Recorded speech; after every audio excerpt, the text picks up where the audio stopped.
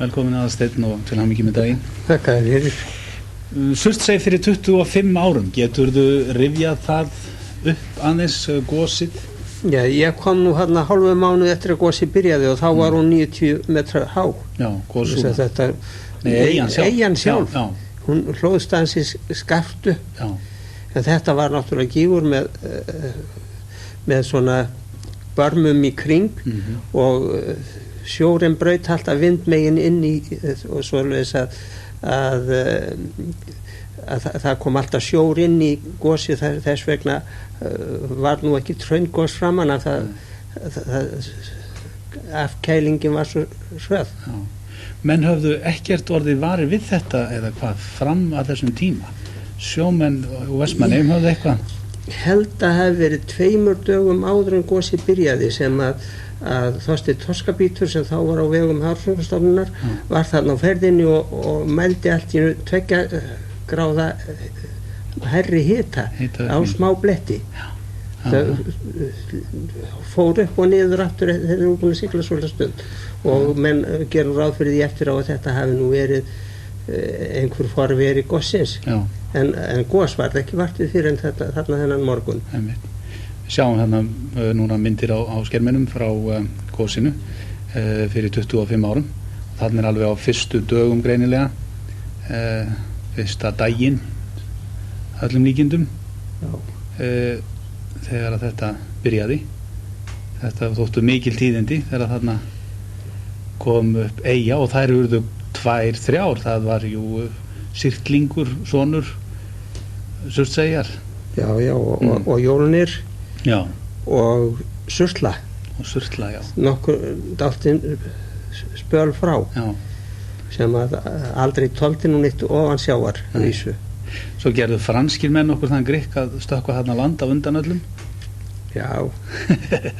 Það var nú Surtur var nú færum að jafna það út. Já. Og við höfum svo sem ekkert haldið því á lofti þessari staðreynd en satt er það samt. Og þarna sem sagt reis mikil og myndarleg eyja upp úr hafinu og hefur verið þarna síðan með töluverðum breytingum þó. Já, hún hefur brotnað þessi mikið niður. Það eru miklar breytingar meðan að ég var í rannsóknum þarna í Fjöru og fór þarna bæði haust og vor, þá þekkti ég aldrei nokkuð stað að vori þar sem ég hefði athugað vel haustið áður og þar sem hefði nú verið hrúðurkarlar og maður vonaðist eftir að sjá þá aftur með vorinu. Þeir voru allir horfnir því að það var allt orðið svo breytt. Já. Sjáum við hraunið streyma fram. Það kom ekki í ljós fyrir en svona seinna að hraungosið hófst ekki alveg strax? Nei, það var... Já, nú man ég ekki hvenar það var, en ég var nú staddur þarna einmitt við rannsóknir í kringum eina þegar það gosið byrjaði. Já. Hraungosið alltaf. Já. Það var blíðskapar veður, alveg logn og við vorum með snið norðar af eyjunni alveg upp undir land og sigldum svo suður fyrir hana 6 kvöldið og þá var orðið fyllt í skarðið og komur hraunslettur þarna upp. En það er daginn áður en að talið hefur verið að hraungosið hefði byrjað. Já. Og þá var með vita að þarna yrði. Já, maður bjóst við því. Já. Og það er nú líka þetta hefur gengur svo hratt með allt svo að þetta verða móbergi. Já. Þetta er eins og margar eyjarnar þarna, þær eru miklu leyti móberg. Þetta þarf tölvöld að rífa þetta niður og hún verður varanleg lengi þó að það haldi áfram að brjóta utan af henni.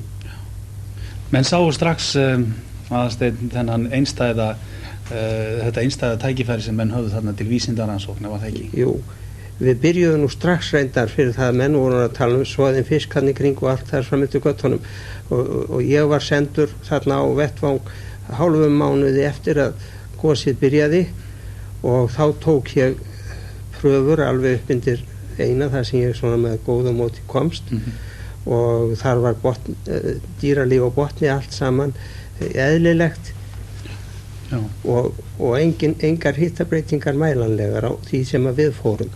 Já. En menn sammæltu strax það, var það ekki að loka Jú. þessum stað af og reyna að sjá Það var mjög fljótt sem að var stofnuð það sem að var nú fyrirveri Surtseyjarfélagsins. Það var Surtseyjar rannsóknarnefnd var það nú eiginlega kallað. En svo var þessu breytt í félag þegar að, já, það var mánaðamótin apríl og mæ 65 sem að sjálft félagið var eiginlega til upp úr þessari nefnd. Já, já. Og síðan hafa menn þarna komu þá vorið þá heldum við mjög stóran fund í Reykjavík þar sem að komu tölvert af útlendum sérfræðingum til þess að ræða þetta með okkur. Þess að einstæða tækifæri sem var til þess að fylgjast með uppbyggingu lífs og hérna sambýlis dýra og plantna á landi sem að var alveg dautt og nýtt. Já. Erlendir aðilar hafðu strax mikinn áhuga þessum. Já, mjög svo. Lögðu þetta mikið fé? Já. Hverjir þá helst voru það Bandaríkjamenn? Það voru nú Bandaríkjamenn eiginlega eingöngu framanna. Það var nú Paul Bauer sem veitti nú persónulega mikið í þetta og kom hér oft og Terry Jones frá Wisconsin minnir mig að væri. Hann var frá háskóla í Bandaríkjunum. Hann kom hér oft og var mjög áhugasamur og studdi það að við fengum styrki. Og svo var það Naval Research sem að veitti heilmikið fé í þetta árabil. Já. Og þarna voru menn fyrst og fremst að rannsaka, bara að fylgjast með þessu, sjá hvaða plöntur og dýr kæmu að hvað kemur fyrst, hvernig það getur komið, maður að reyna að spá í það hvernig þetta berst að og svo hvað kemur fyrst og hvernig vegnar þessu, hvernig myndast samfélög. Hvernig gerðist þetta? Eru þið búin að kortleggja þetta allt? Nei, það mikið eftir en þá. Það er mikið sem búið að gera, því verður ekki neitað og þetta er mjög merkilega rannsóknir sem hafa farið fram þarna bæði ofan sjávar og niður eftir hlíðum Surtseyjar. Hvaða dýr komu þarna fyrst að eyjunni? Já, það er náttúrulega fuglarnir þarna strax. En af dýrum á landi þá nú ekki mikið annað held ég, en ég hef nú ekki fylgst með því sem að gerist í landi. En sjávardýrin? En sjávardýrin, það voru, ég held að ég hef nú séð þarna fyrst sviðvætur eins og sem ég fekk upp sunnan við eina á nokkuð djúpu vatni eins og holseppa og skeljategund sem að lifi líka á svifi. Það var nú að merkilega við að Þorleifur Einarsson baði mig að vita hvort ég get ekki náð pröfu af hrauninu fyrir sig og þá fekk ég þessi dýr. Það var nú eiginlega þess vegna sem ég lagði skröp í þetta því ég vil þýtti það ekki því að þetta slitnaði aftan úr hjá manni að maður fór að draga þetta á svona grýtu. Og þá hefur við orðið var þarna við fyrstu dýrin. Já. Hefur þessi þróun gróðurs og annarra lífvera á einni orðið á eitthvað nátt örari en menn bjuggust við? Eða hafa menn enga samanburð? Menn hafa nú enga samanburð, þetta er alveg einstakt og menn hafa enga samanburð á því hvað fljótt svona skeður. Ég held að margir hann búist við þetta er örara heldur en varð en þó skal ég nú ekki segja það ég átti nú aldrei vona á því að þetta er mjög hratt og sannast að segja þá er dýrafæð þarna en þó höfum við fundið þarna nýjar tegundir fyrir Íslands. Nú? Já, það er fyrir það að við höfum ekki rannsakað nóg, það er náttúrulega til fyrir meginlandið. Já. Þarna það er náttúrulega hvergi nokkur staðar við landi verið rannsakað eins nákvæmlega eins og við Surtsey á hörðum botni. Nei, auðvitað ekki. Þarna hafa menn safnað öllum kröftunum nánast. Virðir almenningur umferðarbannum einna? Hvernig gengur að passa upp á þetta? Nei, það er nú, já, ég veit ekki, skal ekki segja hvað mikil bragður að því en eitthvað hefur nú verið það. Þegar meira að segja einu sinni þá komu Vestmanneyingar þarna í land og fóru inn í Pálsbæ og skrifuðu í gestabókinu og kvörtuðu yfir því hvað maturinn er lélegur sem var til reiðu á staðnum. Já. Þeir hafa náttúrulega talið sem geta gengið að nút og inn. Já, þeim fannst nú það að þeir sumum hverjum held ég að þeir ættu nú eina en ekki neitt félagskapur. Nei, einhverju svona vísinda sem áttu náttúrulega eina ekki þó við veldum hafa yfirráð yfir inni. Já. Hafa menn beinlínis heldur spilt þessum rannsóknum? Hafa menn einhverja sögur hefur maður heyrt að menn að jafnvel verið að planta þarna einhverjum gróðri? Jú, það er til en ég held að það hafi verið svo snemma ég held að það hafi ekki gert neitt. Já. Ég hef ekki trú á því. Ég held að það hafi ekki verið merkjanlegt en eins og ég hef nú búin að segja áður þá ég nú ekki, fylgist ég nú ekki svo með því sem að gerist í landi en ég man eftir ég heyrði einhvern vera af því að hafa sátt þarna held ég að það plantaði heilmiklu en ég held að það hafi verið það snemma að það hafi ekki orðið það. Já. Hvenær heldur þú að þessi eyja hætti að verða merkileg? Hvenær líkur?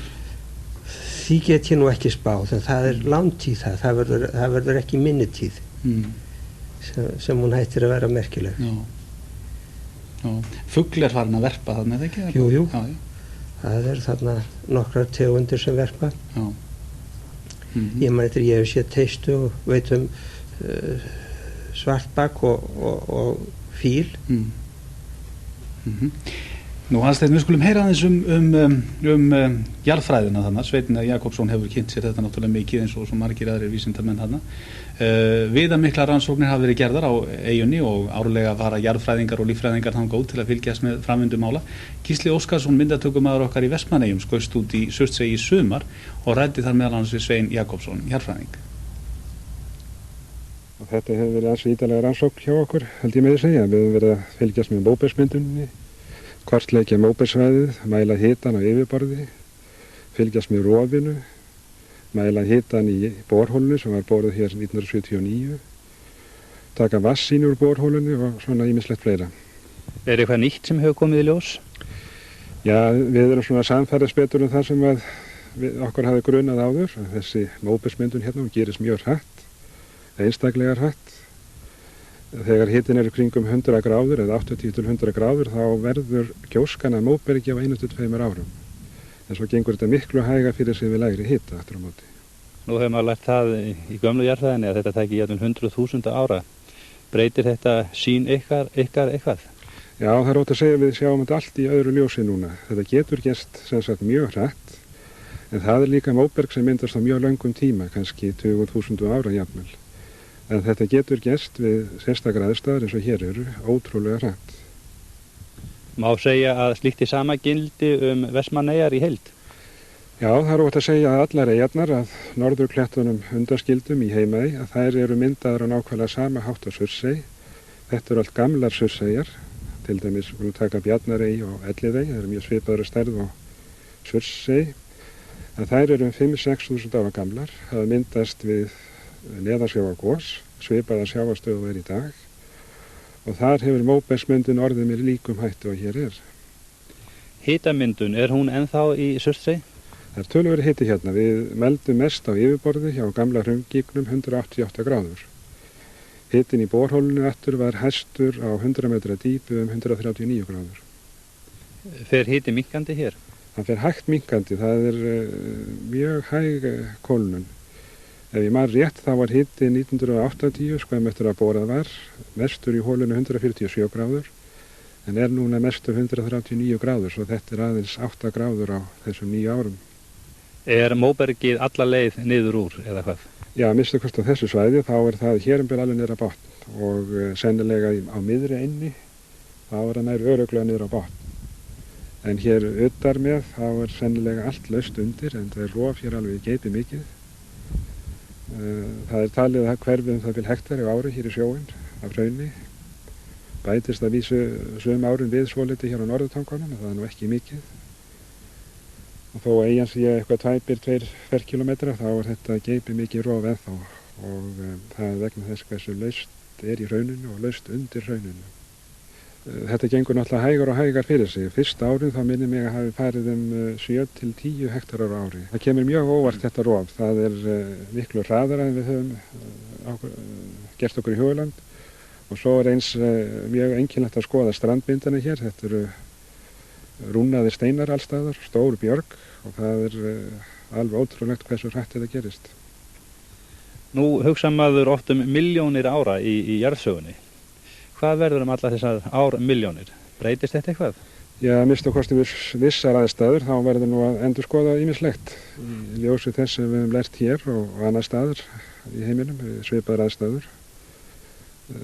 Stundum gerist þetta mjög hratt, til dæmis þegar hraun var að renna hér í gosin út í sjó, þá voru komnir fjörusteinar bara eftir nokkra vikur í sömu tilvikum. Nú kannski ein brennandi spurning. Má búast við gosi hérna? Það bara ómögulegt að giska á það. Það líður langt hér oft á milli gosa á þessu svæði.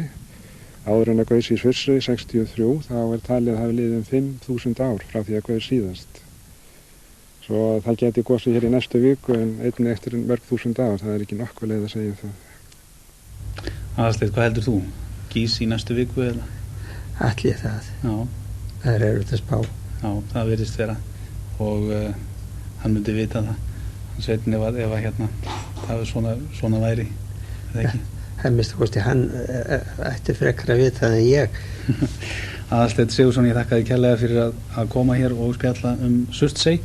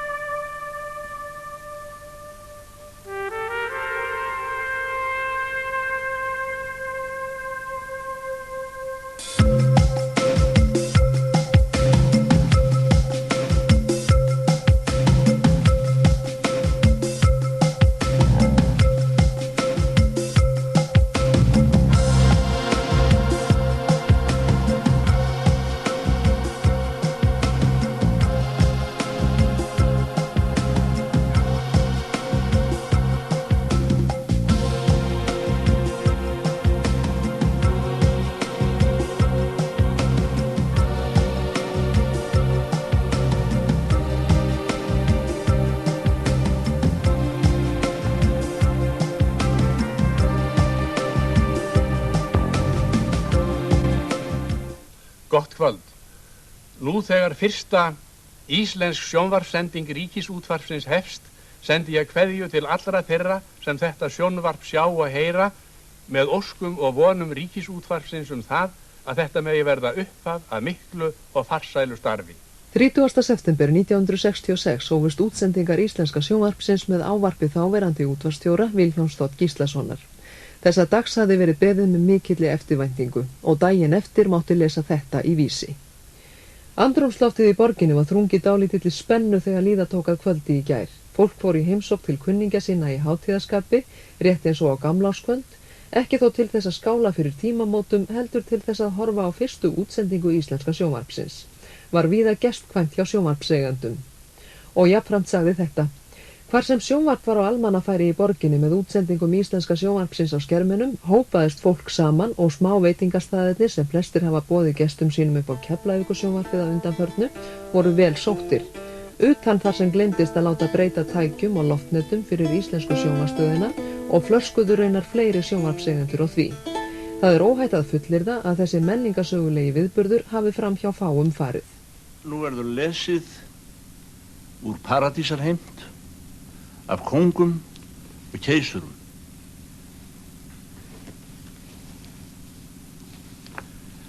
Hér verður sagt frá því þegar Steinar bóndi undan Steinarhlíðum fer að hitta Danakonung til að spyrja líðan hests síns, Krapa, sem hann hefði gefið konunginum heim á Íslandi fyrir 2 árum.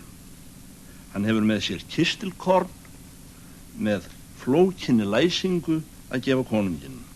En mig langar að lokum að biðja yður forsætisráðherra að segja í stuttu máli nokkur orð þann áfanga sem að þér teljið íslenskt sjónvarp vera í íslensku þjóðlífi?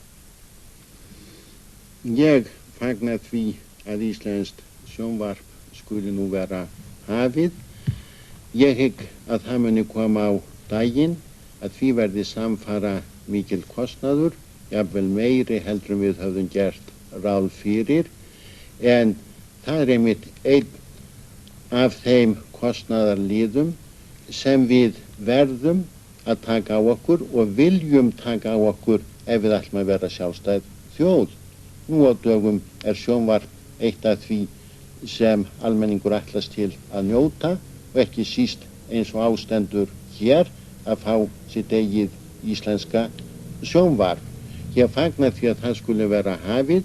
Ég fagna því líka vegna sem ég tel að sjónvarpið mun eiga ríkan þátt í því að halda unglingum og raunur öllum á sínum heimilum, og ég svo gamaldags svo má segja að ég vil heldur hafa fólkið heima heldur en á ferli út bæinn, og ég ekki einn þeirra sem óttast sjónvarpið. Ég tel að það muni færa mikla menningu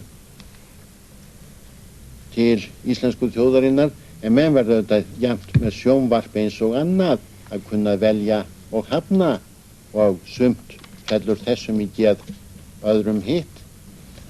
Til að byrja með var sjónvarpað 2 kvöld í viku, 2 til 3 klukkustundir í senn. Pétur Guðfinnsson var ráðinn framkvæmdastjóri sjónvarpsins og Steindór Hjörleifsson og Emil Björnsson dagskrárstjórar. Fyrstu fréttamenn sjónvarpsins voru Magnús Bjartreiðsson, Markus Örn Antonsson og Ólafur Ragnarsson, og það kom í hlut Ólafs að hafa umsjón með fyrsta annál sjónvarpsins sem við byggjum þennan þátt á.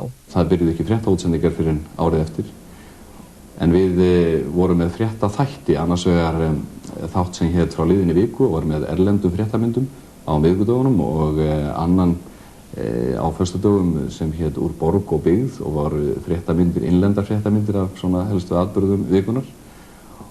Og þetta mæltist nú mjög vel fyrir og kom strax í ljós að fólk hafði mikinn áhuga fyrir þessu innlenda efni. Við höfum líka sumarið safnað talsverð efni, gert allmargar kvikmyndir víða út land sem voru þá til og var hægt að setja á dagskrá þarna haustið. Og svo var þetta þáttagerð í sjónvarpssalnum sjálfum við heldur frumstæðar aðstæður, vegna þess að við vorum með upptökubíl gamlan sem átti að fara á safn. Það var fenginn að láni frá Noregi og notaður þarna svona fyrstu mánuðina, af því að tæki sem átti að koma til sjónvarpsins komu ekki fyrir seinna og menn vildu byrja útsendingarnar þetta fljótt. Því fylgdi ýmislegt skemmtilegt en þetta var svolítið frumstætt á bakvið tjöldin, en ég held að gagnvart áhorfendum hafi útsendingar og annað gengið tiltölulega snurðulaust.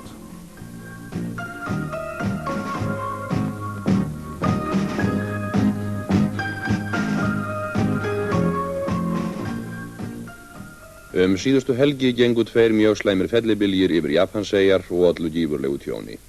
Að minnstakosti 300 manns fórust í náttúruhamförunum, en þessir fellibyljir eru taldir hinir verstu sem gengið hafa yfir Japan frá því árið 1959. Fellibyljirnir sem nefndir voru Helena og Ida skildu ég var hér var sá að Steindór Hjörleifsson gerði samning við Samvinnuþjóðum að gera 5 eða 6 skemmtiþætti fyrir sjónvarp. Og fyrsti þátturinn var á dagskrá fyrsta kvöldið. Það var sjálfsögðu búið að taka hann upp eitthvað áður. En ég hefði þá verið að fikta við að gera leikmyndir við Herranótt í Menntaskólanum í nokkur ár. Og þegar við vorum að ræða við Andri Indriðason upptökustjóra þá kom í ljós að það hafði glemst að hugsa fyrir því að líklega þyrfti nú eitthvað að vera fyrir aftan þáttakendur. Og þegar betur var aðgá þá hafði þessi liður glemst í skipulagi stöðvarinnar, svona einhverju marki. Og þótti tilvalið að fá mig til þess að sjá það að væri jú kannski eitthvað fyrir aftan fólkið sem kemur fram. Þetta var grunnurinn að leikmyndadeild sjónvarpsins og það voru 10 ár sem liðu áður en ég kvaddi þetta hús og fór að vinna annað. En þetta fyrsta kvöld, það var ógleymanleg upplifun. Ég man það að við vorum að ganga frá undirbúningi hér, frétta bakgrunni og frétta borðum og öðru slíku og svo náttúrulega sjónvarpsklukku sem var send út í loftið áður en útsending hófst og var hér á skiltastandi í upptökusalnum og myndavél fyrir framann. Og ég hef sterkt mig að því að ég sé líklega fyrsti maðurinn sem kom fram í íslensku sjónvarpi, því ég hljóp fyrir framan myndavélina á milli hennar og klukkunar líklega korti fyrir 8 þegar ég var búinn að stimpla út og var á leiðinni heim, að vísu ekki heim til mín, heldur heim til Þóris Baldurssonar til að horfa á fyrsta kvöldið. En þá átti fólk ekki sjónvarp almennt. Þórir var svo einn okkar sem átti sjónvarpstæki og þangað fórum við til að fylgjast með útsendingum.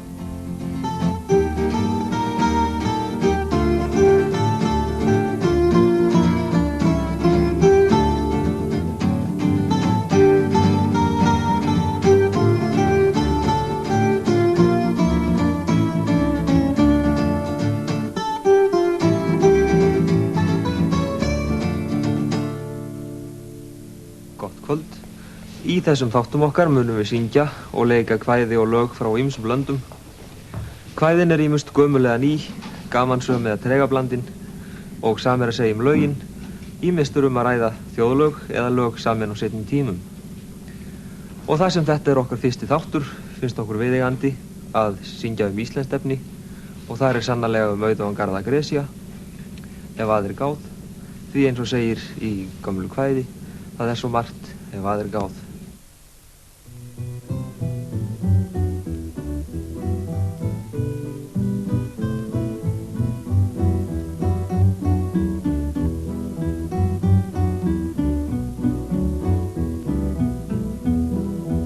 Það svo margt ef aðrir gáð sem þarf að ræða. Ég held að væri heillaráð að hætta nú að snæða. Heyrið þið snáða, hvað nú til ráða? Það mun best að bíða og bíða.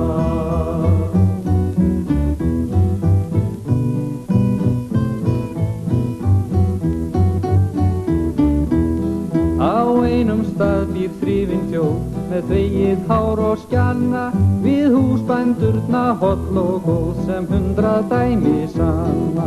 Hvað að þarna, hvað sagnir þarna, mættum við fá meira að heyra. Jónas, sjónvarpið hóf göngu sína þarna árið 66. Hvaða áhrif hafði það á fjölmiðlun á Íslandi? Það hafði ágætt áhrif á fjölmiðlun á Íslandi. Ég held að það hafi verið svona meiri háttar atburður í þeirri þróunarsögu. Það var raunverulega ekki eini atburðun sem gerst hefur, en það áreiðanlega eitt sá mikilvægasti. Ef við horfum núna aftur í tíman þá sjáum við að fólk getur ef að kærir fengi miklu meiri og betri upplýsingar það sem að gerast. Og það er fyrst og fremst vegna þess að fjölmiðlun hefur breyst á þessum tíma. Meðal annars vegna sjónvarpsins. Hvaða áhrif heldur að tilkoma sjónvarpsins hafi haft svona mannlíf og menningu? Ég veit það ekki, þetta nú of stór spurning fyrir mig. Fólk hefur náttúrulega hort mikið á sjónvarpið og hefur ansi mikið lagst í sófa fyrir framann skjáin held ég. Og ég held að það geti orðið skaðlegt að einhver leiti ef maður horfir fram í tíman. Ég held til dæmis að það sé hætt við að fólk telja að þær myndir sem það sér í sjónvarpi séu einhvers konar raunveruleiki sem þær eru ekki. Ég hef tilhneigingu til að líta á fréttir í sjónvarpi sem leikhús og hef sagt það og vara menn við að trúa því ekki of. Það sé betra, þessi meirinn sannleikur í bókstöfum á pappír. Þar blessuð börnin frönsk með borðalagða húfu og yfir völdin illa dönsk á annarri hverri þúfu. Hættu nú herra, hér mun koma verra sem þér betra að þegja en segja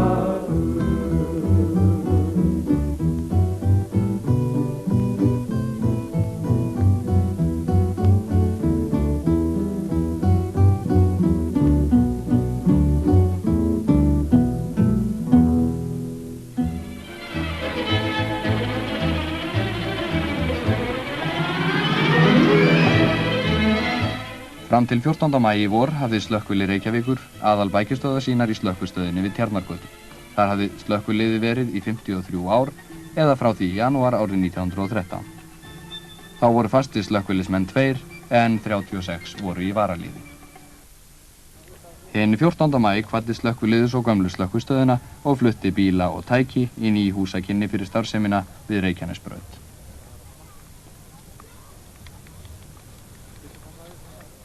sírenur voru þeittar í kveðjuskyni.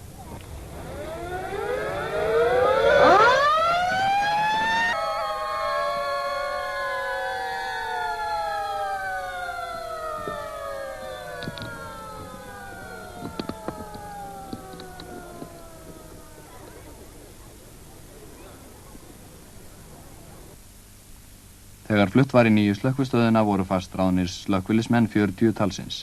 Þeir vinna 10 saman á hverri vakt, en auk þeirra eru 30 menn í varaliði slökkviliðsins. Það var orðið miklar breytingar síðan þessi mynd var tekin fyrir 22 árum í Tjarnargötinu og hér við slökkvistöðina í Öskjuhlíð. Bílaflotinn orðin stærri og glæsilegri, en húsið sem átti líklega að duga nokkuð lengi, það er að verða of lítið, stöðvarnar orðnar 2, önnur hér og hinn í Árbænum. Rúnar, hvað er orðið alla gömlu bílana sem við sáum á heimildamyndinni hér áðan? Já, einn er nú ennþá hér inn í húsi, 2 eru farnir upp á Árbæjasafn og einn var seldur norður á Siglufjörð. Hvað er hann gamall nýjasti bílinn? Hann er eins og hálfsárs. Þetta er stór og glæsilegu bíl. Hvað kostar svona bíl, Rúnar? Hann kostar 15 milljónir. Segðu mér, nú voru þið afar kátir þegar þið fluttuð hingað upp yfir húsnæðið stórt, en vilt ekki fara að færa út kvíarnar? Það er nú full ástæða til þess að færa út kvíarnar á ýmsan hátt. Aðallega hefði ég nú talið að þyrfti að fjölga mannskap, en næsta stækkun á stöð yrði sennilega í Ártúnshöfða, þar sem við erum með litla stöð núna.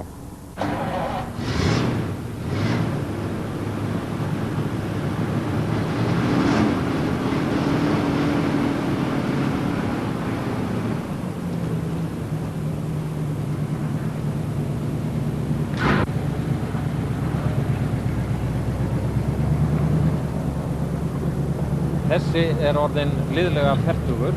Þetta er 47 árgerð af Ford og hefur reynst slökkviliðinum vel í gegnum ár.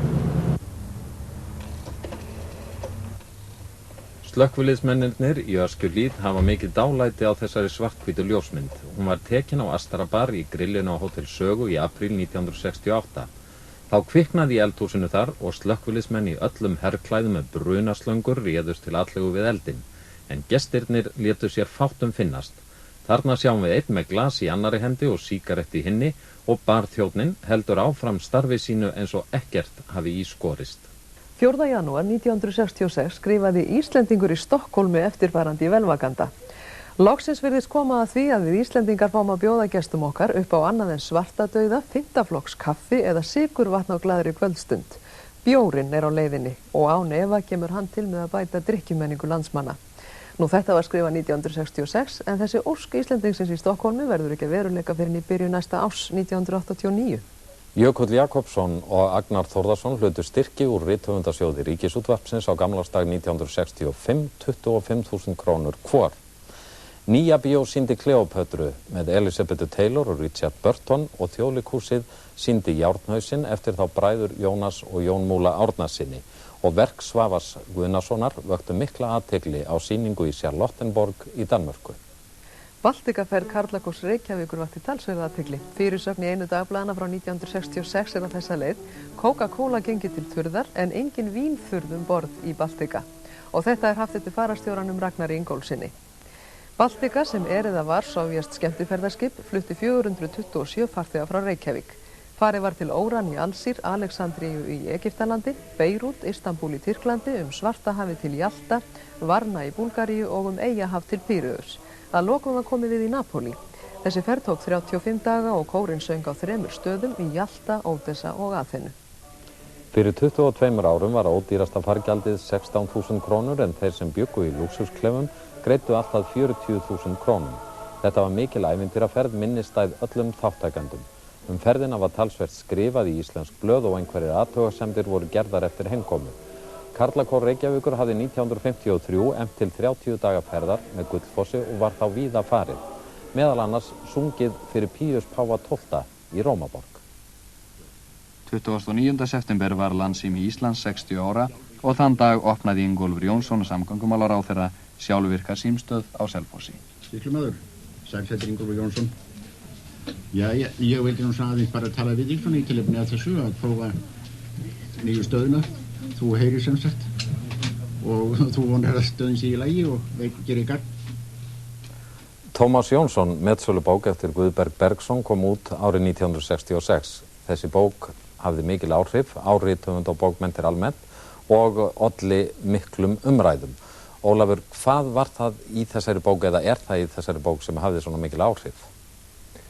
Tómas Jónsson metsölubók, hún var löggilding á því að skáldskapurinn mætti vera svona dálítið óheftur, viðtækur, taka málefnin kaldhæðnislega til meðferðar, gera óspart grín að öllu sem áður hafði verið löglegt og leið var þetta dálítið svar við steinsteypunni. Ég held að í bókinni segi ég að minnst í kynningum hana að þetta sé bókin Tómas Jónsson sem að síðustu varð að kjallara íbúð í Hlíðunum.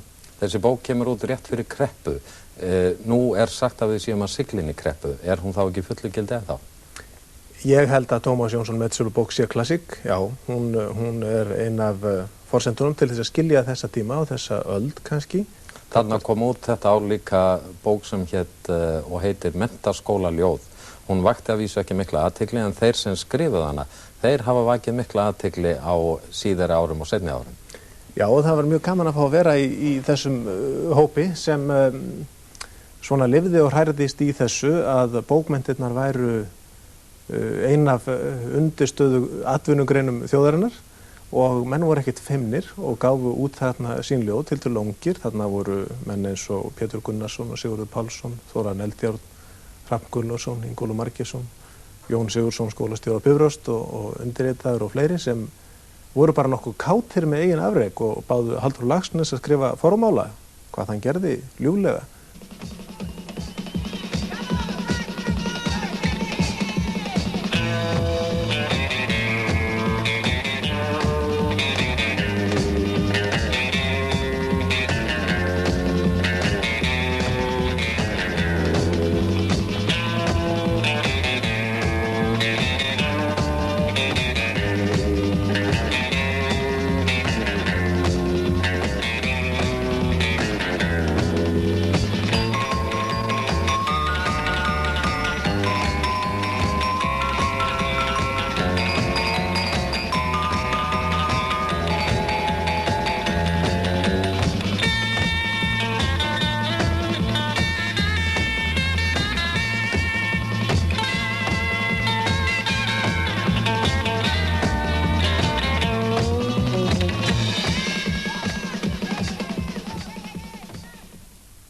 Þetta er sagan Hagbarð Hámundarson og bræður hans. Morgun nokkurt riðu þeir frá föðurhúsum til þess að berjast við syni Sígars konungs. Það var óvinskapur með ættunum. Sígar hafði vegið Hámund konung, en vígið var enn óbætt. Hefnd fylgdi í kjölfar hefndar. Synir Hámundar skildu hefna föðurvíksins og berjast. Ekki við Sígar konung, heldur við syni hans þrjá, jafningja sína. Slík var venja.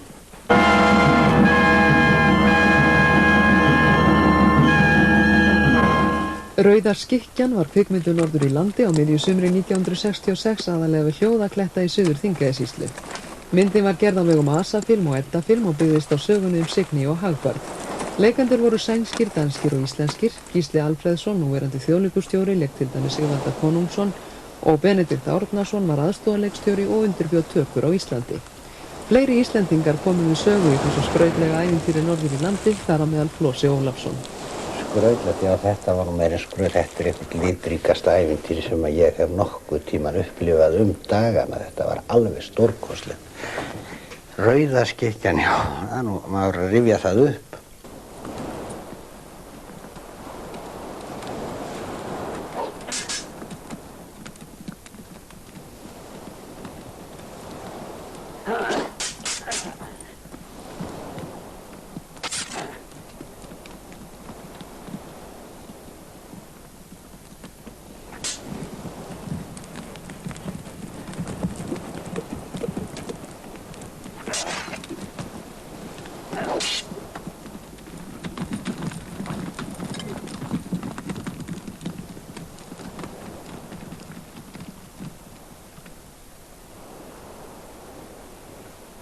En við sköffuðum sem sagt landslag og hesta og hestarnir fengu nú afskaplega góða gagnrýni, jákvæða krítik. Hestarnir hafi eiginlega komið best út úr krítikinni í heimspressunni. En þú, Flósi? Já, ég varð af þessu geysilega frægur og fekk mikla upphefð. Ég lék að vísu mjög lítið hlutverk og var tiltölulega seint drepinn í þessari mynd. En ég fekk það hlutverk að hemja aðalleikarinn sem var Oleg Vitov, rússneskur, talaði ekkert nema rússneskur. Og hann átti nú samkvæmt riddarasögunni að binda í hár Signýjar, eins og gert þegar ekki er hægt semst að hemja menn öðruvísi heldur með einhverjum töfrum. En það þótti ekki nægilegt, svoleiðis að ég var látin fjötra aðalleikarann í Angeriskeðju heldur. Gerði það út í Stokkólmi, ruddist inn á þau berrössuð, Gittu Henning og Oleg Vitov með keðju, með svona Angeriskeðju og batt manninn og fekk held ég öxi í bakið í leiðinni eða í ennið eða höfuðið eða eitthvað. Var drepinn á staðnum, ég er alltaf drepinn. Og ég man eftir því að ég kom út til New York og þá var bara svona 30 metra hátt plakat á Broadway, sko, þar sem ég stóð með keðjuna og var að fjötra Gittu Henning í þessa keðju og hann stóð þarna með angistar svipelskvíin og allt. Allir berrasæði nema ég var nú ekki, ég var í fötunum. Var þetta ekki dálítið mikið mál hjá Íslendingum, þessi kvikmynd? Geysilega mikið mál. Þetta var langsamlega stærsta og umfangsmesta kvikmynd sem hér hafði verið gerð og fyrsta vikingamyndin. Det en svær rolle, du har i filmen? Ja, det tror jeg nok, man kan sige, det er. Men det er en meget smuk rolle. Ja. Meget smuk. Hvor mange films har du været med til? Denne film, det er den 9. film, jeg har lavet. Ja. Og måske den sværeste? Ja, jeg tror det nok, ja. Jo. Nýr farkostur bættist í flugflota Íslendinga hinn 28. maí, en þá lenti ný Fokker Friendship skrúfuþota Flugfélags Íslands á Reykjavíkurflugvelli. Stjórn Flugfélags Íslands var á flugvellinum til að fagna nýju flugvélinni og áhöfninni sem flaug henni heim frá Fokker-versmiðjunum í Hollandi. Fjöldi fólks lagði leið sína á flugvellin við komu vélarinnar og var unga kynslóðin, greinilega í meirihluta. Meðal viðstaddra voru borgarstjórinn í Reykjavík, flugmálaráðherra og fjármálaráðherra ásamt frúm sinni. Frú Ágústa Vignisdóttir frá Höfn í Hornafirði gaf flugvélinni nafnið Snarfaxi. Fokker Friendship flugvélarnar hafa þjónað Íslendingum bæði vel og lengi. Í innanlandsfluginu voru þær arftakar Douglas Dakota flugvélana eða þristana eins og þær voru oftast nefndar. Flugfélag Íslands og flugleiðir hafa alls átt 10 Fokker Friendship flugvélar. Elsta vélin í notkun var smíðuð 1963 og er því 25 ára gömul.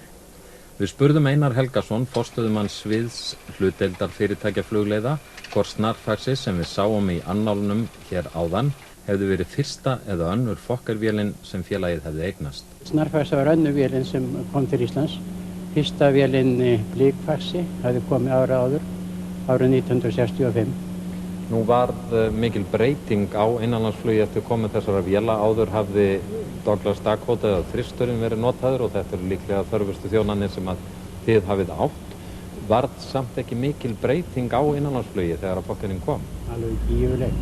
Þarna var tekið notkun allt önnur tekni heldur en verið hafði fram að þeim tíma. Vélin var miklu fljótari í förum og jafnfríst útbúnaður í farþegarými. Þannig að hún gat farið í miklu verri veðrum heldur en verið hafði áður. Farið betur farþegana. Og það var hérna okkar mat að hver Friendship flugvél, hún afkastaði svona jafn mikið og 3 Dakota flugvélar hefði gert áður. Þegar tekur til bæði fleiri farþega og meiri hraða. Nú er þessi flugvél Fokkerinn orðin verulegur þáttur í flugsögu okkar Íslendinga. Þessar vélar eru búin að fljúga geypilega mikið. Hefur nokkra hugmyndum flugstunda fjölda og farþegafjölda sem þær eru búin að flytja? Já, Það lætur nærri að flugvörðuna séu búnar að fljúa hér á milli staði innanlands í 160.000 klukkutíma sem að svona eitthvað í nálægð við það að vera 1,5 ár stanslaust á lofti. Og það eru búnar að flytja 4,5 milljónir farþega. Dönsku forsætisráðherra hjónin Jens Otto Krag og frú Helle Virkner Krag voru heiðursgestir Blaðamannafélags Íslands á pressuballi sem haldið var að kvöldi 19. mars. Emil Björnsson, þáverandi formaður Blaðamannafélagsins og frú hans tóku á móti gestunum ásamt stjórn félagsins og Páli Ásgeiri Tryggvasyni, deildarstjóra í utanríkisráðuneytinu.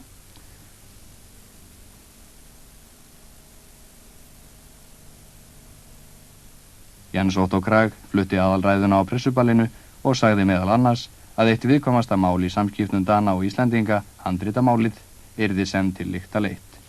Sagði ráðherrann að Íslendingar og Danir stæðu nú nær hvorir öðrum en nokkru sinni fyrr. Í nokkur ár voru pressuböllin fastur liður í skemmtanalífi landsmanna.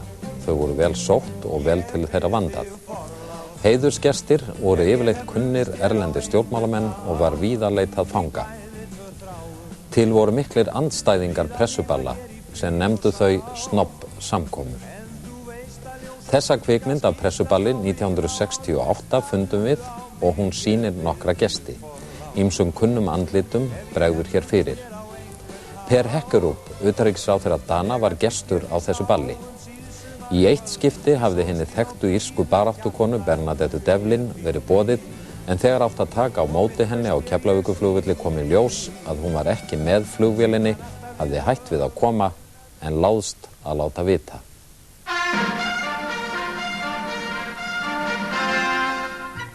Kosningar til bæjar og sveitarstjórna fóru fram 22. mæ.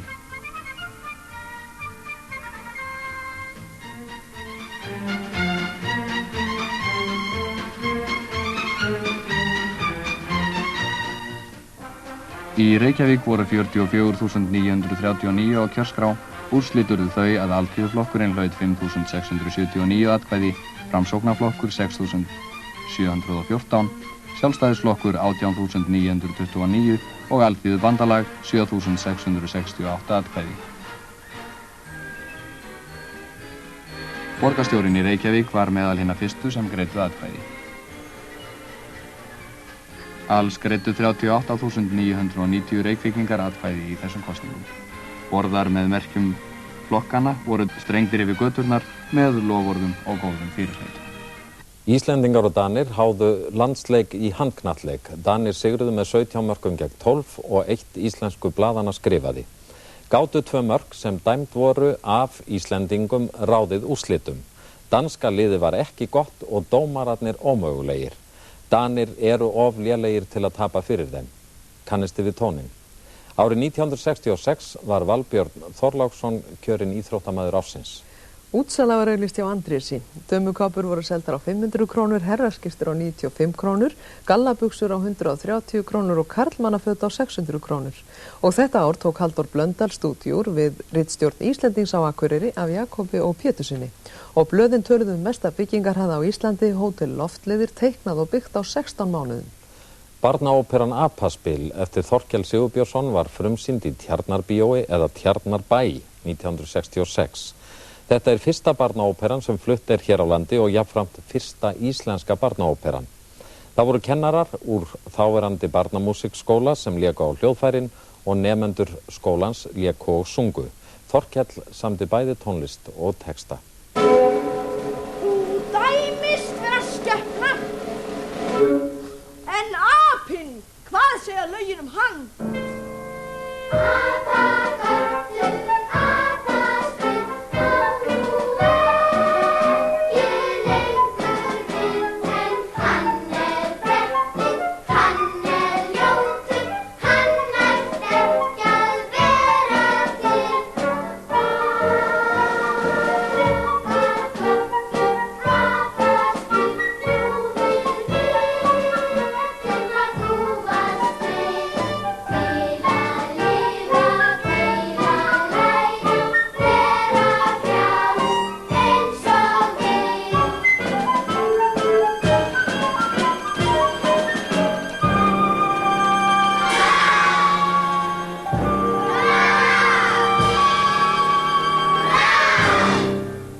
Verkamannafélagi Dagsbrún í Reykjavík átti 60-afmæli 27. janúar og var þess minnst á ýmsan hátt. Stofnfundur félagsins var haldinn í Bárunni og voru stofnendur 384 talsins. Fyrsti formaður félagsins var Sigurður Sigurðsson, búnaðarmálastjóri. Dagsbrún nú komin í eigið húsnæði, en það Lindarbær við Lindagötu sem Dagsbrún keypti fyrir nokkrum árum ásamt sjómannafélagi Reykjavíkur og flutti skrifstofur sínar þangað í janúar 1964. Núverandi formaður Dagsbrúnar Eðvarð Sigurðsson alþingismaður og hefur hann verið það alllangt skeið. Stjórn félagsins var þannig skipuð á afmælinu Hannes M. Stephensen, Halldór Björnsson, Kristján Jóhannsson, Eðvarð Sigurðsson, formaður, Guðmundur J. Guðmundsson, varaformaður,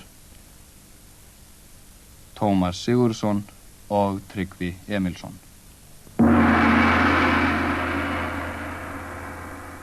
Hálfrar aldar afmæli Alþýðusambands Íslands var minnst hinn 12. mars. Forseti Íslands Ásgeir Ásgeirsson hafði móttöku á Bessastöðum fyrir stjórn Alþýðusambandsins á afmælisdaginn. Síðla hausts 1915 kusu 7 verkalýðsfélög í Reykjavík og Hafnarfirði 2 menn hvert í undirbúningsnefnd til að sjá stofnun Alþýðusambands. Þessi 7 verkalýðsfélög stóðu að stofnun Alþýðusambands Íslands hinn 12. mars 1916. Otto N. Þorláksson var kjörinn fyrsti forseti sambandsins en hann lést í ágústmánuði síðastliðnum. Fyrsta reglulega Alþýðusambandsþing var haldið hausti 1916 og þá var Jón Baldvinsson kosinn forseti en Jónas Jónsson frá Hriflu ritari.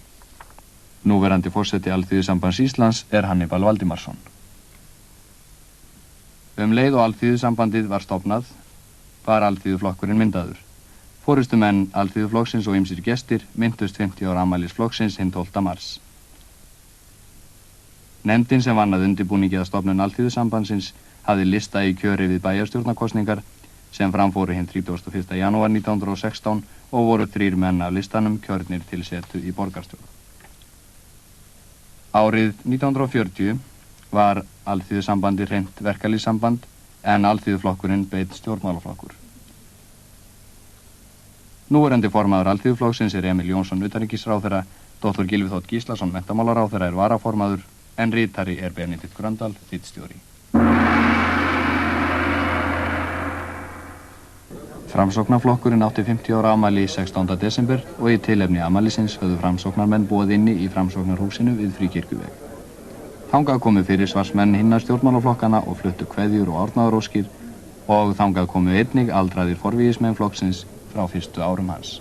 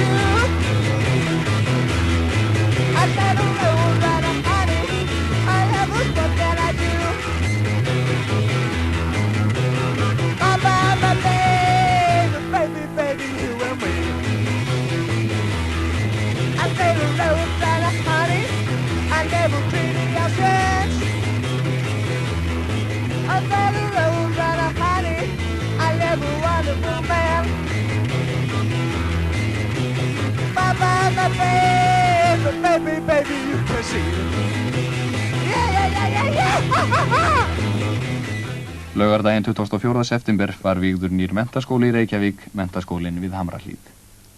Ýmsar kennslunýjungar verða teknar upp við hinn nýja skóla, meðal annars nú sér stofa fyrir hverja kennslugrein í stað þess að hver bekkur hefur sína stofu í eldri skólum. Rektor hins nýja skóla, Guðmundur Arnlaugsson, bauð gesti velkomna og setti síðan skólan í fyrsta sinn. Ég heiti á ykkur öll, kennara og nemendur þessa nýja skóla, hvert og eitt ykkar að leggja sitt lið til að vel megi takast. Ég trúi því að vel megi takast og í þeirri trú segi ég skólan settan og fyrsta starfsár menntaskólans við Hamrahlíð hafið. Það öðruvísi umhorfs í Hamrahlíðaskóla nú en var fyrir 22 árum. Að minnstakosti greinilegt að klæðaburðurinn hefur breyst mikið, svo og öll félagsleg aðstaða. Þetta opna kerfi Hamrahlíðaskólan sem var nú svo umdeilt, hentar það þér vel? Já, mjög vel. Og að hvaða leyti þá? Það mér finnst að maður hefur mikla valkosti og getur gert svona nokkurn veginn planir að allt sitt skólastarf. Já, já. Jóhann, vildir þú sjá einhverja breytingar á þessu kerfi? Jú, víst mætti koma einhverja breytingar en ég held að kerfið eins og það í dag, með þeim breytingum sem búið að gera því í dag, sé mjög gott og það sinni alveg að það fullnægi alveg þeim kröfum sem að nemendur gera til þess.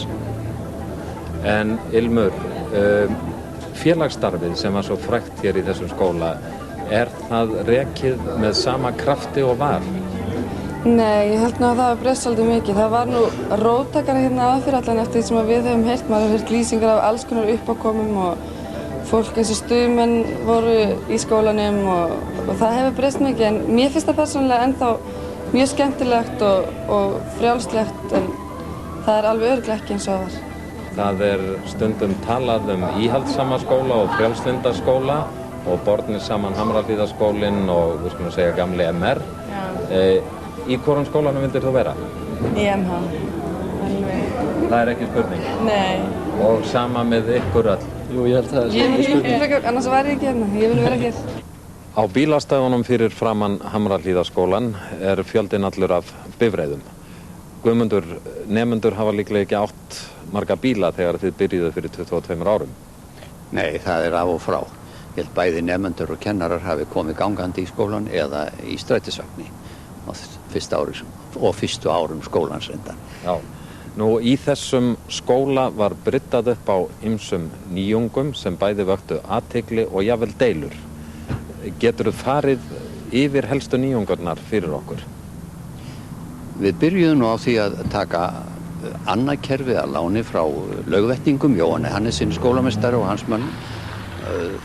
Tilgangur þess var að fá nemendur til að vinna jafnt og þétt allan veturinn en til þess var svo veturinn skipt í 3 annir sem lauk hverri í prófi. Þá hafði nemandinn alltaf markmið framundan sem var ekki langt undan. Síðan takið upp öldungadeild? Já, áður en við gerum það, þá kom nú aðalbreytingin, það var áfangakerfið sem við vorum að reyna að vinna að og þróa þessi fyrstu ár og tókum upp þarna 1971 haustið að mig minnir.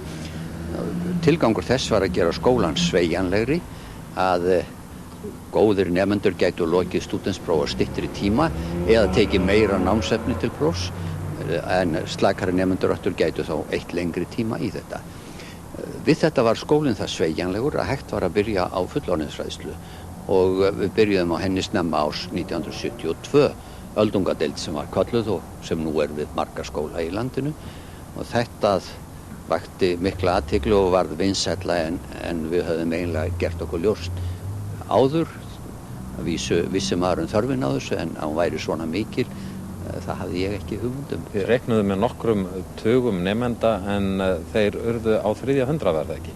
Já, ég man alltaf eftir, ég var að ráðgast við menntamálaráðuneytið og spurði eiginlega hvað ég ætti að gera, það kemur mjög margir og þá hugsaði ég kannski 60-70 manns en svo voru held ég 250 sem komu og þá þurftum við að breyta áætlunum alveg. Úþant, framkvæmdastjóri Sameinuðu þjóðanna, kom í opinbera heimsókninga til lands 7. júlí í sumar og dvaldi hér 1 sólarhring. Hann ræddi við ráðamenn íslensku þjóðarinnar og skrapp til Þingvalla og einnig hélt hann fyrirlestur í Hátíðasal Háskóla Íslands og var salurinn þétt setinn. Síðar í sumar tilkynnti Úþant að hann myndi ekki taka við endurkjöri sem framkvæmdastjóri Sameinuðu þjóðanna en eftir að leiðtogar nær allra aðildarríkja samtakana höfðu skorað á hann að gegna starfinu áfram lét hann til leiðast í desemberbyrjun.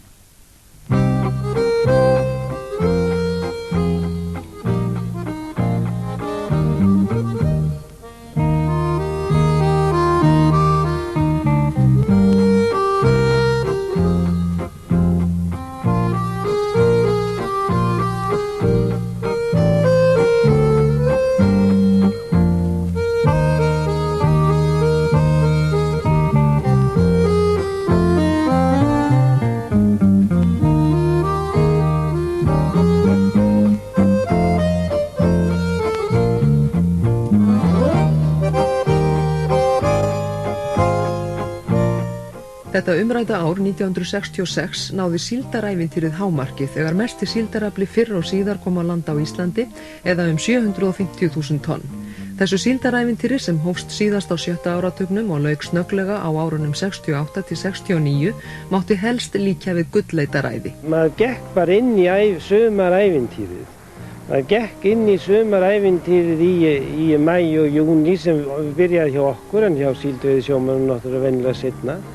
Og maður var í einu ævintýri allt sumarið. Þetta var engu öðru líkt sem ég hef nokkuð tímann lifað.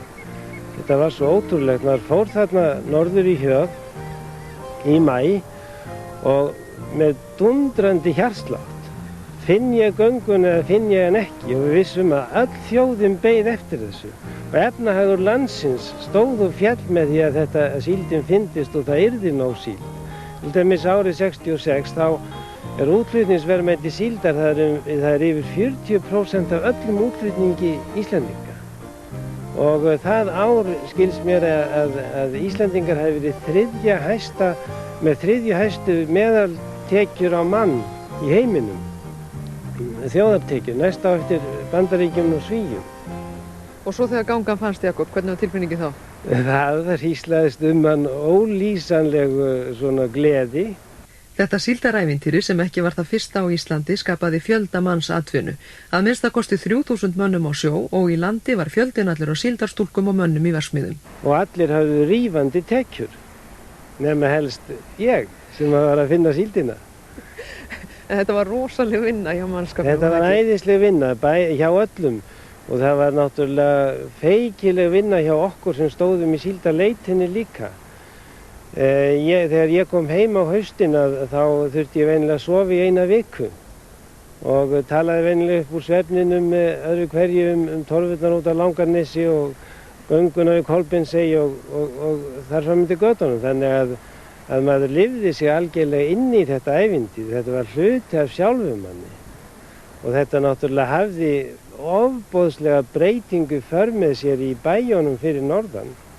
Eins og frægt þetta dæmi frá Raufarhöfn þegar allt í einu fylltist þar af síldarskipum og allir vildu kaupa sér vinnuvettling og þau gengu til þurrðar og það var farið að spurja kaupfélagsstjórann hvernig á þessu stæði og hann sagðist að það pantað tvisvar fyrir í vor og þetta hefði alltaf gengið út og hann væri hættur að standa í þessum fjanda því að það þýddi ekkert að panta vinnuvettlinga. Hann hefði búist við 10 bændum úr héraðinu og svo voru allt í einu komnir þarna 1000 sjómenn. Svo var náttúrulega mikill gleðskapur og svona rómantíku kring þetta. Já, það er náttúrulega mjög fræg þessi böll á Siglufirði þar sem að í landlegum þegar komum nokkur 100 síldveiðiskip þarna af mörgum þjóðernum og venjulega fóru allir í slag. Finnar slóðust við Norðmenn og Íslendinga við Svíja og Finnar við Íslendinga og allt var í einni bendu. Þannig að lögreglan kom og þá datt allt í dúnarnogn og smá stund og þá allir fóru að slást við lögregluna. Í þessu síldarævintýri var Siglufjörður fyrst og fremst síldarpláss áður en síldin færðist austur á bóginn. Ásta Einarsdóttir var þá síldarstúlka á Siglufirði. Þegar báturinn kom að þá var vanalega kom ræsarinn sem kallað var og hann fór í húsin. Þetta voru mörg plön og viss fjölda á hverju plani og þá var ræst út. Svo var farið að keyra upp úr skipunum og þá var búið að setja salt í bjóð og tunnur og svo var byrjað og verst var það náttúrulega þegar áður en að það kom vatn sem færði til slógið að það var verst þegar konurnar stóðu í þessum hausum og slógi upp að njám og gátu sig varla hreyft. Svo þetta var mikil bylting þegar vatni rann í gegnum rennurnar sem kallað var. Ástu nú talar svona síldarmál. Lýstu þið fyrir okkur hvernig þessi vinna gekk fyrir sig þegar þið voruð að setja í tunnurnar og hrópa þessi? Já, það var náttúrulega bæðir hrópa salt, taka tunnu, hring, konan vildi fá hring til að setja ofan á tunnurnar því að það þurfti að fylla og spenna var náttúrulega mikil að klára tunnuna. Hamast við að skera síld eða kverka og svo var hrópað að taka tunnu, þá kom einhver röskur, strákur og og tók tunnuna og gaf merki. Og þetta merki var sett í, oftast í stígvéli. Annars var á svundinni vasi á síldapilsinu. Og þið hefur sem sé fyllt hverja tunnu fyrir sig af síldum? Já. Og saltað alltaf á milli eða hvað? Já, svo þegar hún fór, þá var hrópað salt og þá var komið salt og þá var byrjað aftur. Þegar síldarævintýrinu lauk á Siglufirði fluttust þaðan margir þar á meðal Ásta ásamt eiginmanni sínum. Já, atvinna var mikið tilbúin, já, og það var eitt annað fyrir okkur að gera heldur en að koma okkur burtu. Hvað hafðið þú gert þarna í síldinni? Varst sjómaður? Ég var bæði sjómaður og svo var ég verkstjóri seinni árin á plönum. Hvort var skemmtilegra? Já, það var náttúrulega ljómandi gott að vera sjómaður, maður kom í land og hafði það gott, en það var líka erfitt að vera sjómaður á þeim árum. Var þetta ekki voðalegt kapplaup að ná í síldinu? Jú, það heyrðist í nótabassanum eða stjúrstjóranum þegar það sást torfa, þá var öskra sko, klárir í bátana og þá urðu allir að stökkva borð sko, nema vélstjórinn, hann var eftir í stóra bátnum og kokkurinn. Dreymdi ykkur ekki svona fyrir torfunum? Ekki okkur þessum hásið sem ég held að okkur hann og ég vil ekki dreymt nema að komast þá bara í land og hafa það huggulegt. Þorsteinn Gíslason, núverandi fiskimálastjóri, var aflakóngur. Haraldur J. Hamar ræddi við Þorsteinn á þessum síldarárum. Þér eru búinir að kaupa togara núna til síldveiðar, ekki? Jó, það mun rétt vera. Hvaða skip er það? Það er Sigureinus sem núna er kölluð. Jörundur var hann meðan hann var togarið, Þorsteinn Þorskabítur. Við höfum hugsað okkur að halda eitthvað áfram að spila í þessu síldarhappdrætti okkar. Síldarævintýrinu lauk fyrr en nokkurn óræði fyrir. Þar hjálpaðist margt að. Slæmt ástand á síldarmiðum, of hart var sótt í síldastofnin og verst af öllu var, segir Jakob Jakobsson, að norðmenn hreinsuðu upp alla smásíld. Enn hefur þessi síldarstofn ekki náð sér, en er von til þess að síldarævintýrið endurtaki sig á Íslandi. Það er von til þess ef við getum fengið norðmenn til að passa svolítið betur það sem þeir hafa þarna við Noreg, að þá er unnt að ná þessum stofni upp aftur, þessum stærsta síldarstofni veraldar sem var. Og mér segir svo hugur að þetta gæti orðið undir aldamót og ef að allt gengur vel, þá er alveg hugsanlegt að við fáum þessar göngur einhver tíman eftir svona 10-15 ár. Og þá geti fæst lífið til skutnar aftur. Þá með að menn fara að planta vinnu hans? Já, þá verður að menn að fá sér vinnuvellinga aftur, já. Bandaríska söngkonan Ella Fitzgerald dvaldist hérlendis í nokkra daga í febrúarlok og hélt 4 söngskemmtanir í Reykjavík. Söngskonan var á heimleið úr hljómleikaförum Evrópu ásamt tríói Jimmy Jones. Aðsókn að hljómleikum þeirra hér var fremur dræm.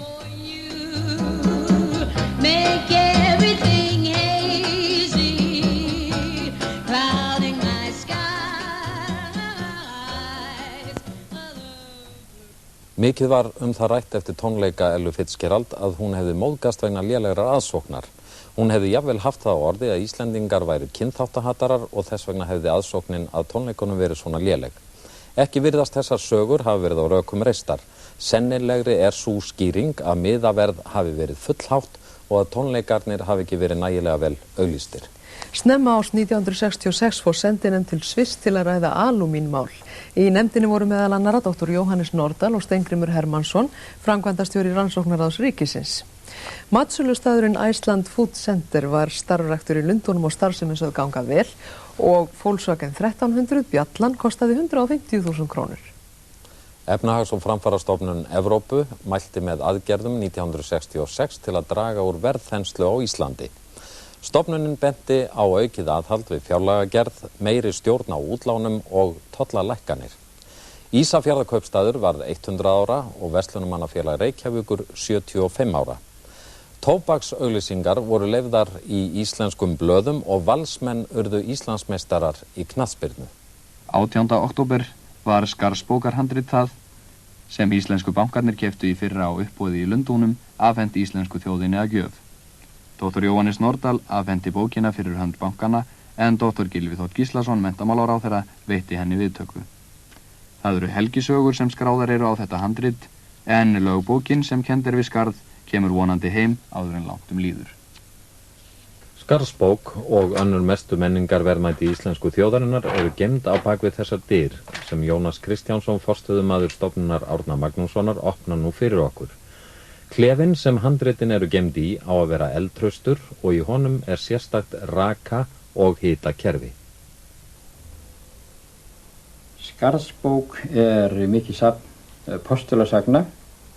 Það eru sögur postulanna þýddar úr latínu á ýmsum tímum, en handritið er skrifað miðja 14. öld, eða laust eftir miðja 14. öld, og það líklega hefur verið skrifað í klaustrinu á Helgafelli og var eign kirkjunnar á Skarði. Hér er mynd af Jóhannesi, postula og guðspjallamanni með tákn sitt, skegglaus eins og vant hér á myndum, og það eru myndir af helstu postulunum í handritinu. Nú, kirkjan eins og ég sagði, kirkjan á Skarði átti bókina, þess vegna gat Árni Magnússon ekki keypt hana þegar hann var að safna handritum.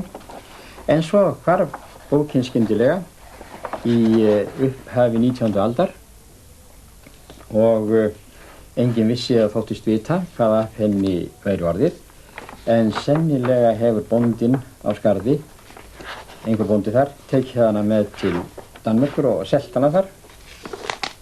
Og síðan kemur hún fram í Englandi nokkrum áratugum seinna og þá átti hana mikill enskur bókasafnari, Sir Thomas Phillips, einn af mestu bókasafnum heimsins. Hér er Jakobssaga, mynd af Jakobi. Og hann átti slík ósköp af bókum að það er jafnvel enn verið að selja leifarnar á safni hans. Og þessi bók kom á uppboð í London árið 1965 og þá var nú handritamálinu ekki lokið í Dani og íslensku bankarnir hlaupu undir bagga og keyptu bókina handa íslensku þjóðinni og hún var síðan var gert við hana, hún var límd upp svona, hún var rotin í kjölinn og hún var límd á móttökk og sett ný pergamentsblöð á milli, þessi ljósublöð, og síðan var hún bundin og gjörður með hana veglegur kassi í British Museum í London og svo hún kom ekki heim fyrir en ári síðar, 1966, og þá var hún afhent íslensku þjóðinni til eignar og var fyrsta handritið sem kom hingað í Árnastofnun, eða handritastofnun eins og hún hét þá. Jónas, hvernig er í raun búið að ykkar starfi hér og handritunum sjálfum þessum þjóðargersemum? Já, það er átt að segja að það fer mjög vel handritin hérna hjá okkur. Það eina sem ég gæti kvartað yfir að sýningarsalurinn sem við erum í núna, hann er ekki að öllu leyti heppilegur. Það er að segja að það er ekki hægt að láta handritin vera hér milli sýninga. Við þurfum að taka þau og þegar sýningun er lokað og flytja þau í geymsluna í sérstökum vagni og lyftu. Og mér dreymir og ég vona að það verði nú aðra langt líður að við fáum sýningarrými, sýningarsal þar sem handritin geta verið á milli sýninga. Því það er slíkt rými er til hérna í húsinu. Eina helgi á þessu umrædda ári 1966 spiluðu Dátar í Lító og Dumbo og Steini í Glaumbæ og á röðli söng ung söngkona Marta Bjarnadóttir með hljómsveit Magnúsar Ingimarssonar ásamt Vilhjálmi Vilhjálmssyni. Söngferill Mörtu var stuttur, hún er vel þekktur kaupmaður í dag. Við hittum hana og spurðum hvernig það hefði komið til að hún fór að syngja hann árið.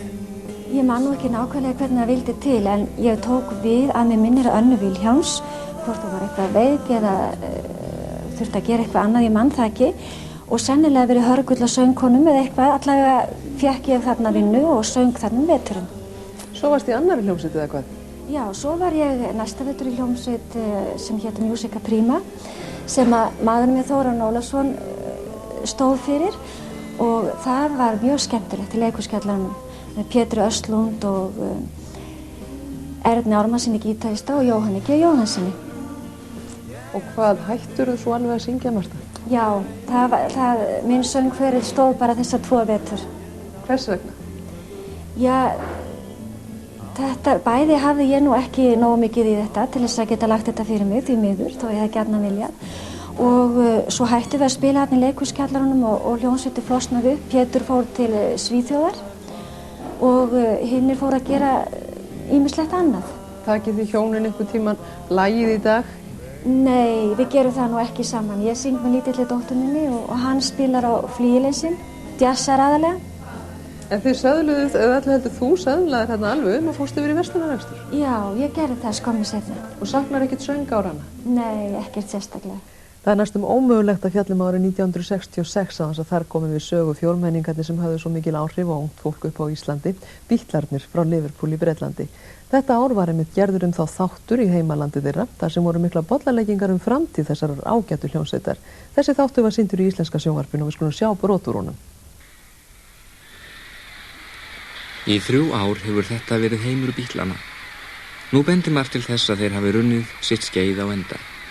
En hvað hyggjast þeir fyrir?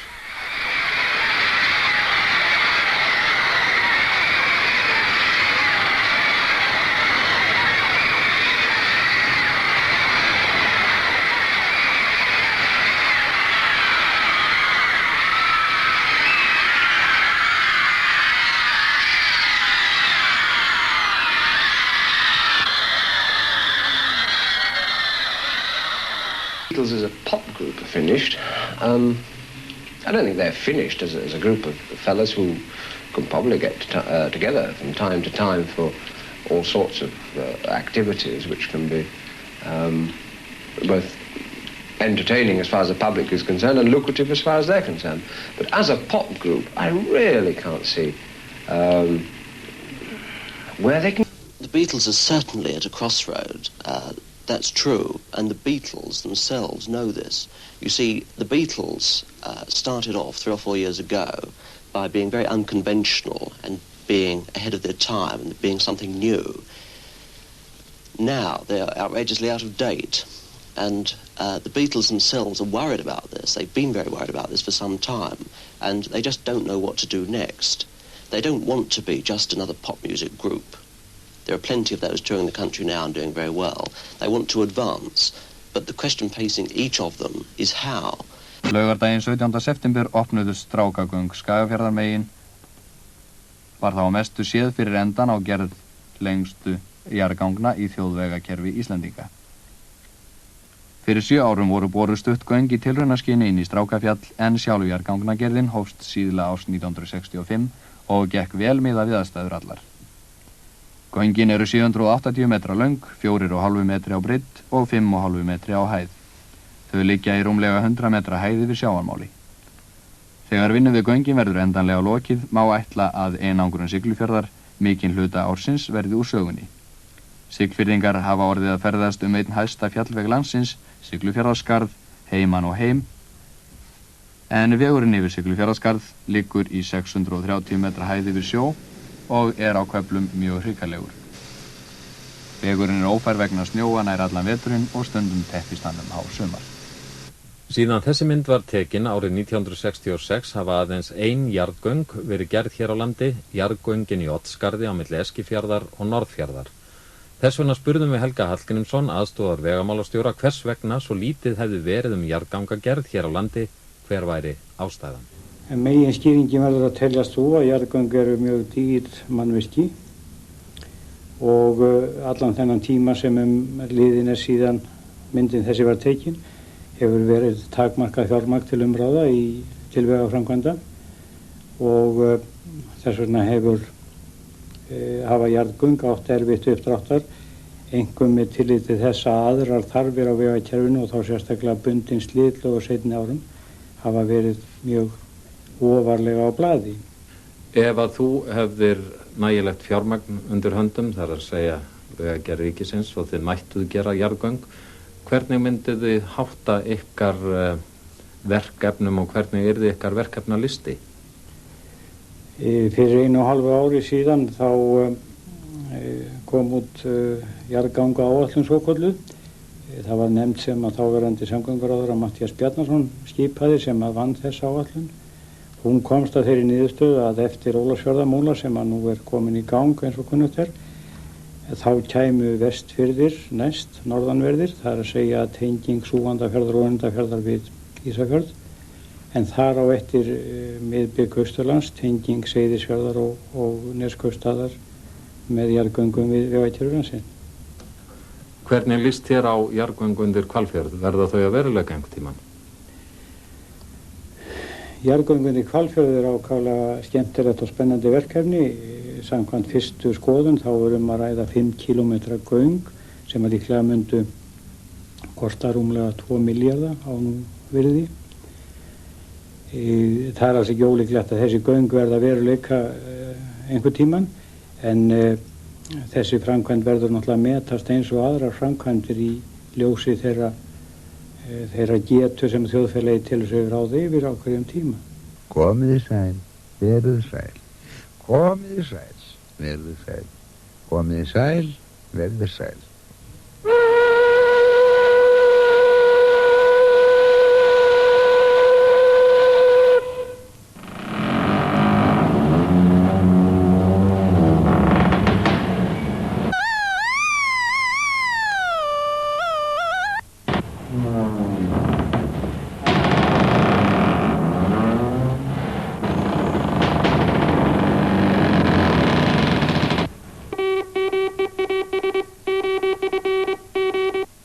Næst á dagskráni verður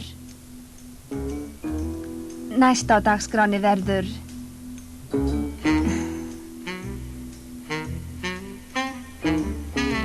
Næst á dagskráni verður Eitt góðviðriskvöld síðast í ágúst viltist stór marsvínavaða inn á Reykjavíkurhöfn. Smábáta eigendur þustu út á höfnina og hugðust reka marsvínin á land, en þegar 3 voru komin á þurrt gripu yfirvöldin í taumana og marsvínunum var snúið til hafs. Miðnætti nóttina voru menn önnum kafnir við Hvalskurðinn.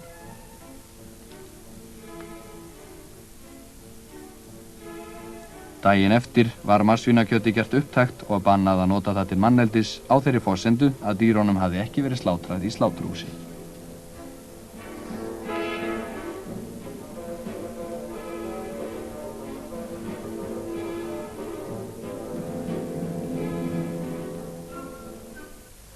Uppstigning Sigurðar Nordals var frumsýnd í október 1966 og Raunvísindastofnun Háskólans var formlega tekin í notkun. Í Hafnarfirði svívirti ungur maður, 5 ára stúlkubarn, og fréttir af slíkum atburðum sjást nokkrum sinnum á þessu ári. Nú, 22 árum síðar, er þetta vandamál rætt af einhverri alvöru en hefur að mestu legið í þagnargildi þetta árabil. Bjarni Benediktsson, forsætisráðherra, lýsti yfir því á fundi að ríkisstjórnin óskaði samstarfs við allar stéttir verðstöðvun helstum eins á skeið.